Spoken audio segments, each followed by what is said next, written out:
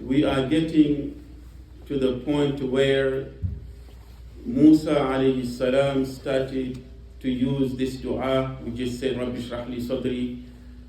Mūsā alayhi salam returning from Madian, where he was in the family or in the house of Prophet Shu'aib, who married Mūsā alayhi salam with one of his daughters.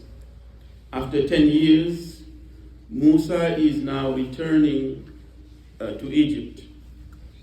On the way, we know Watini was Zaytun, Waquri Sinin, on the mountain known as At-Tur, mountain At-Tur.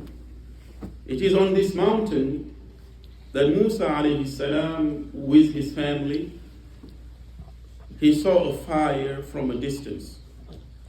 And he said, I'm going to the fire so that I can find some information, or at least find some guidance. Maybe we can find some people there to guide us, direct us. Because he didn't know where to go. He was just fumbling through the desert. When he approached the fire, he heard a voice. And the voice said, Ya Mūsā. Imagine in the middle of nowhere, in the middle of the desert, and you see a mountain, and there's fire, a bush of fire. And when you approached it, you heard a voice, a loud voice, saying, Ya Mūsā. Of course, Mūsā was terrified at the moment. Didn't know who was calling him by his name. This voice calling Mūsā knew Mūsā because he called him by his name.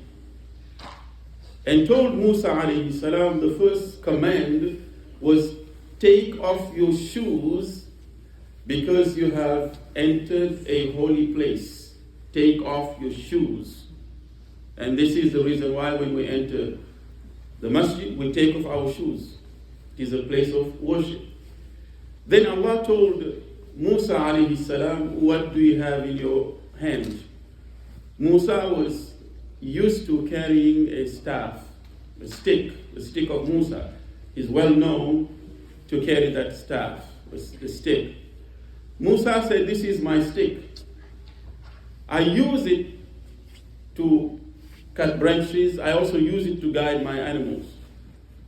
One parenthesis here is that every single prophet that Allah sent was a herder.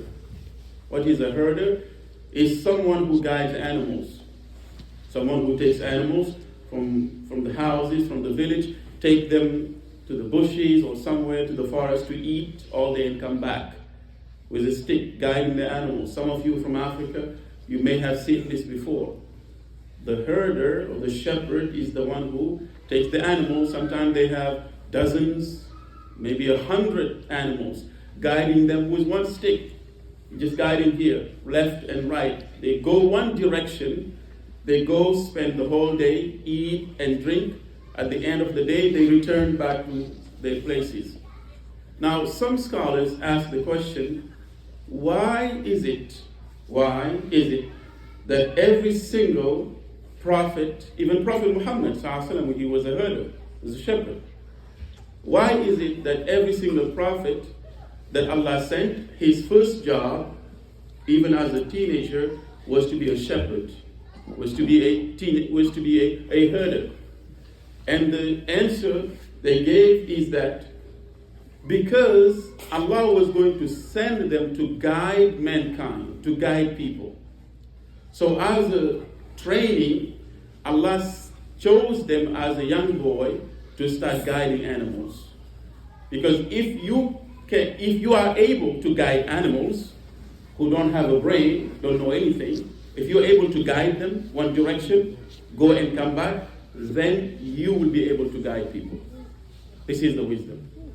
This is the hikmah behind the fact that Allah chose all these prophets and made them herders, made them shepherds before. So Mūsā said, I use it to guide my animals, this staff, and I also use it to cut the branches. Allah told Mūsā alayhi salam to throw it on the ground, throw this stick. And Mūsā threw the stick. And you all know what happened when Mūsā threw the stick. It became a huge snake. And Mūsā got terrified. He was scared. Mūsā, he ran away from this big snake. He could not imagine his stick could turn into a snake like that. He ran away. But Allah told him, grab the snake. Grab it. Go, don't be scared. Go back and grab the snake. And Mūsā, putting his trust in Allah, Azza wa Jal, he went and grabbed the snake. It became a stick again. And this is one of the miracles of Mūsā alayhi salam. With this stick, you will continue to see miracle after miracle. And Allah told him, put your hand in your armpit. It will become bright, white. He did it. He saw another miracle. So now he's starting to realize that I'm not an ordinary person. Look at all these miracles that Allah subhanahu wa ta'ala is allowing me to see. So now Allah gives him an order from there and tells him, I want you to go to Fir'aun. This is the moment Mūsā became a prophet. Go to Fir'aun. But when he told him to go to Fir'aun, Mūsā alayhi salam, he addressed his concern.